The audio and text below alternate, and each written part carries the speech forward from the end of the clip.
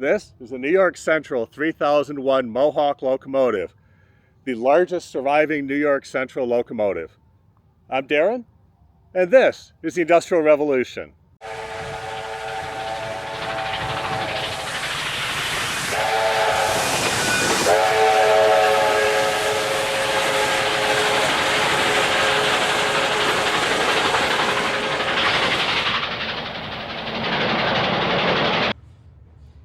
The 3001 is arguably part of the last generation of big steam in America. It's the largest surviving mainline New York Central locomotive and one of only two Mohawks still with us today. It's a coal-fired L3A class 484 mountain type locomotive, which New York Central called the Mohawk type, named for the Mohawk River where they operated.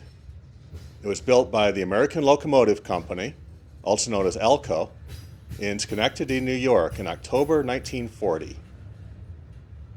Mohawks were built for versatility as dual-service, high-speed passenger and fast, heavy freight locomotives.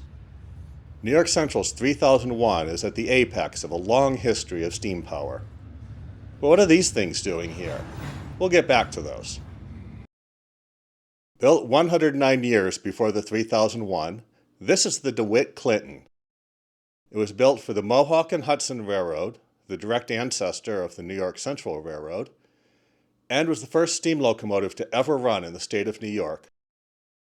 It was originally built to run in direct competition to the amazingly successful Erie Canal, bypassing an especially slow 16-mile stretch of canal which, due to the climb, was filled with canal locks. This was actually a common thread with railroad locations.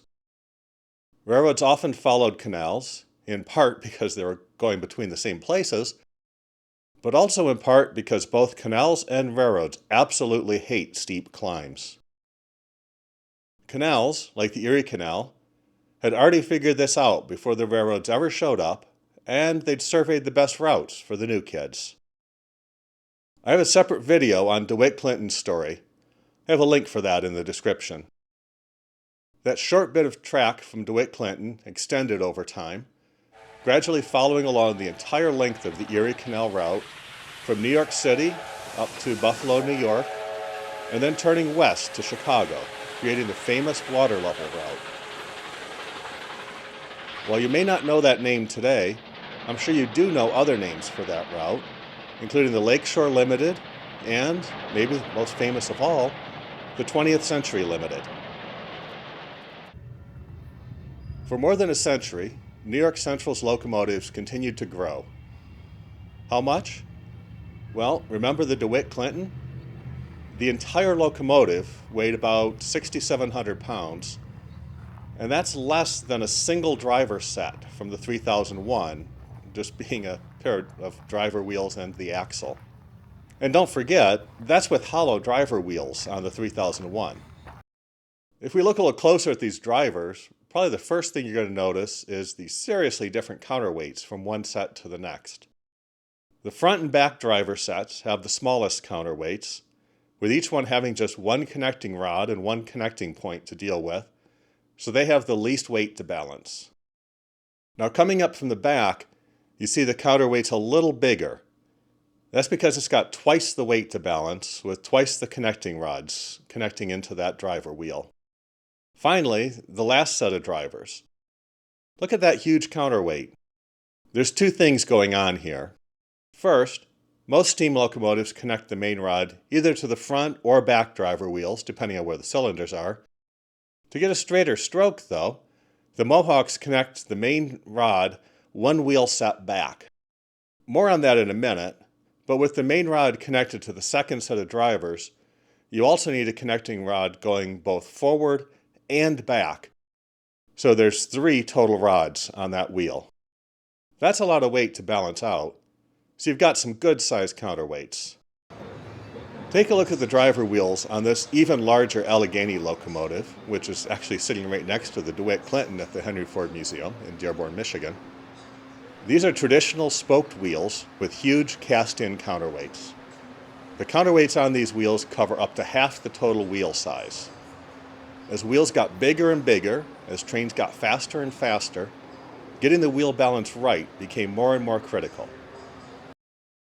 The driver wheels on the New York Central 3001 are giants.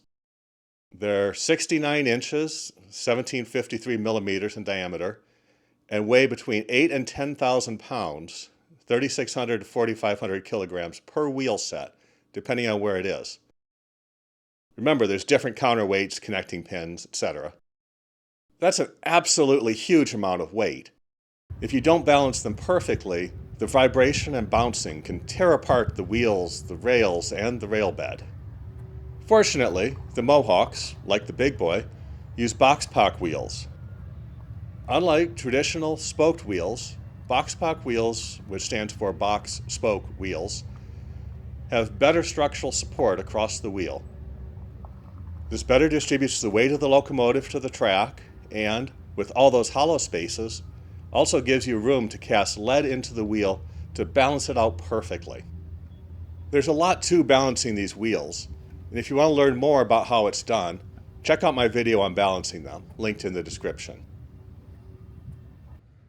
So with better wheel balancing, with different placement of the main rods connecting the piston and wheels, with lightweight, high-strength steel main and connecting rods replacing the old heavy cast iron ones, with bigger, more efficient valve gear, allowing more steam to move faster, these locomotives were able to break the speed limit. You didn't know there even was a speed limit, did you? Well, with the weight of reciprocating, or the back and forth parts of the equipment, the expansion of the steam, the mechanical imperfections, etc., designers for decades had to pick a number, a point of diminishing returns, and the number they tended to pick was 336 RPM. They could have made locomotives go faster, but they decided that going above 336 RPM would add so much weight and fuel cost and so much complexity to the construction and maintenance cost that it really just wasn't worth it. That limit did create one of the truly great formulas of steam locomotives, though. The maximum cruising speed of a typical steam locomotive in miles per hour used to reliably be about the same as the diameter of the driver wheels in inches. I have a video explaining this in more detail too. That's linked in the description, of course. But by the time 3001 here came along, designers had used the new technology to exceed that speed limit. At 386 tons, this locomotive has a cruising speed of 80 miles per hour, 130 kilometers per hour, and a max speed of about 90 miles per hour, 145 kilometers per hour. That's fast. It's 25% faster, in fact, than the slightly older L2 Mohawk locomotives. Combined with 250 psi of boiler pressure, it had a lot of power, too. It could carry 43 tons of coal and 15,500 gallons, or 59,000 liters of water. The tenders were made intentionally coal-heavy, with only enough water to go about 100 to 150 miles, depending on load, terrain, etc. Because of this, you need to refill the tender with water 4 or 5 times to burn through all that coal. So why not give it a bit more space for water, like the other railroads did? Well, New York Central had a trick up their sleeve. They didn't actually have to stop for water. While traveling at high speed, they'd lower a scoop from the tender into a shallow trough set between the tracks. This would allow them to pick up water without stopping. It looks like a great solution, but it did have a slight problem. This was a very manual process. Traveling at high speed, maybe as much as 80 miles per hour, water just explodes up the pipe into the tender, picking up hundreds of gallons of water per second. If all went well, you'd literally fill the entire tender up in a minute or less, faster than any water tower could ever do. If your timing was off, if you got lucky, you'd rip the scoop off the bottom of the tender. But you probably weren't going to be lucky. Instead, the scoop would catch at the end of the trough, ripping up ties, track, road crossings, and everything else, and quite possibly derailing your train. Not good. Still, at least you didn't have to stop. If you filled up the tender, and kept scooping water, of course, you'd spray a lot of water all over from the top of the tender. On top of the tender here, you can see the exhaust vent that would let the air vent out during the operation, and sometimes the water too. And while we're looking at the tender, we have to remember this is a big locomotive and it's got a huge appetite. It'd go through as much as 150 to 200 pounds of coal per mile. That's about 42 to 56 kilograms per kilometer. With an 80 mile per hour, 130 kilometer per hour cruising speed, that's as much as 8 tons of coal an hour. No one can shovel that much. Fortunately, they didn't have to. Unfortunately, the Mohawk's coal stoker is partially missing and partially covered, so we can't really see it. But if we go back to the Allegheny, you can see how the stoker used a very long auger, pulling coal from along the full length of the tender, then through a tube underneath the footplate straight into the firebox. They still needed to fire the locomotive by hand, but once they had it fired up and they had steam, the firemen could then control the auger to feed the firebox as needed. Combined with water troughs, this locomotive could go 500 miles or more without stopping for either coal or water. But what's up with these things? There's a couple of great stories about these, and a few nicknames too. They were sometimes called elephant ears, with the idea that they could fold out and let the locomotives fly. Well, they don't actually fold out. There's another story, based on the British nickname of blinkers. Young boys would sometimes hide along the side of the tracks and wait for a train to come. When it was right beside them, they'd jump out and shout, startling the locomotive, which would then, of course, jump in surprise, sometimes derailing. Just like on horses, the idea was that the blinkers would stop the locomotive from getting startled. But the problem here, as we know, locomotives don't really have eyes on the side of their smoke box. Hey, I just want to take a second to thank my members both at patreon.com/industrial revolution and here at YouTube. If you join them, you get monthly updates and insider videos, and membership start at just a few bucks a month. Thanks a lot. Let's get back to the video. I'm afraid the real story isn't nearly so fun. These things were more commonly known as smoke deflectors, smoke lifters, smoke lifting plates, Wagner deflectors, Witt deflectors, and likely lots of other names too. Older locomotives never needed them. They just used nice, tall stacks to take the smoke away from the cab and passenger cars. As train traffic increased, people got tired of waiting for trains, and they built bridges over the railroads. And of course, the railroads built tunnels for themselves too. And in both cases, the height of the bridges and the tunnels was pretty much defined by the stack height, but once that was set, you couldn't change it. This still wasn't a problem for the older steam locomotives, because obviously the bridges and tunnels were built to clear the biggest locomotives they were running at the time. Then the locomotives grew. Boilers have to be cylinders to hold the pressure, and they have to sit on top of the axles of the ever-growing driver wheels. This meant that the top of the locomotive kept going up and up and up, but the bridges and tunnels didn't get any taller. This meant that as the locomotives got taller and taller, the stacks got shorter and shorter, until by the time you get as big as 3001, you really have practically no stack at all. So that left the smoke blowing back into the cab and into the passenger windows. At some point after it was built, these smoke deflectors were added to the 3001 and just about every other large steam locomotive running at the time, to allow the crew and the passengers to both see and breathe. I actually hate the way smoke detectors look, but I suppose breathing is a good thing, so we do have to make sacrifices.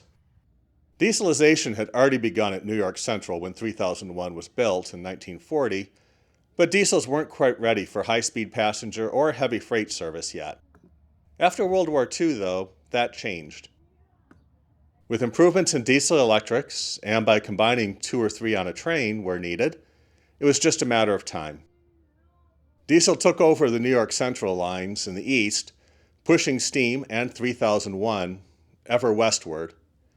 But that was just temporary, though, and in February 1957, 3001 was officially retired and set to be scrapped.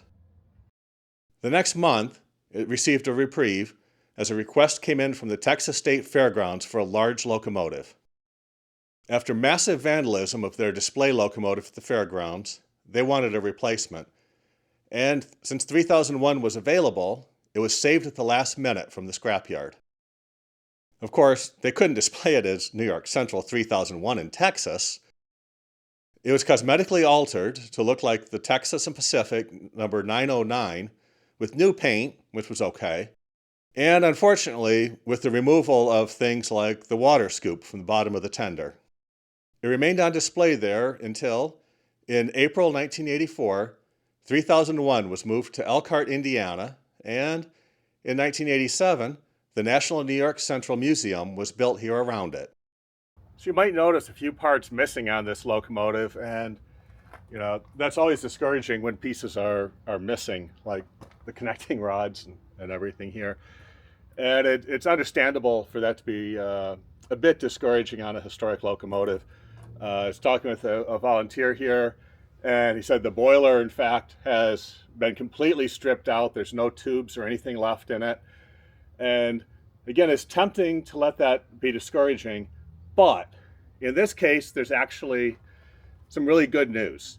And that is that the Fort Wayne Historical Society has recently purchased this locomotive, and they're going to be doing a full operational restoration.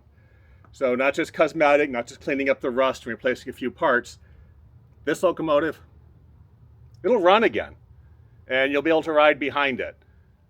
It's the largest surviving New York Central locomotive out there. It'll be the only one running, and it'll take a while. It'll take a lot of funding. I have a link down in the description to the website if you want to keep track of its progress and maybe help donate. It's a multi-million-dollar project to get this back out on the lines, but it's worth it. So we're lucky that this locomotive was actually preserved at all. The New York Central was really aggressive at scrapping their locomotives when dieselization came along, but it was preserved. And we're even more lucky that there's people who care enough to get this running again. So the fact it's here, the fact it's being preserved, the fact it's going to be running again, that's why 3001 here. This is the Industrial Revolution. Hey, thanks for watching. Hope you enjoyed it. If you could help out the channel, I like, share, subscribe, and comment. I love reading the comments. Usually respond to those pretty quickly. I have a playlist here if you want to see more railroad videos. Also, YouTube thinks that video up there is one that you'll really like watching next. Again, thanks for watching, and I'll see you next time.